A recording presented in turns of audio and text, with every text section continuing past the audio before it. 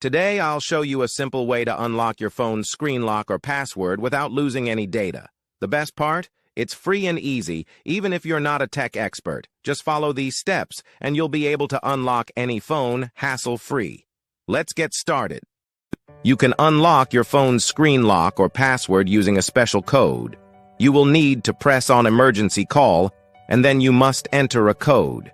This code is unique to each type of phone and is provided by the phone manufacturer. In this video, we're using a code that works specifically for the type of phone we're demonstrating. Here's how you can get the code. Visit this website that provides unlock codes for free using a unique method. And that's it. Now you can unlock your phone without losing any data. See you in the next video. Bye.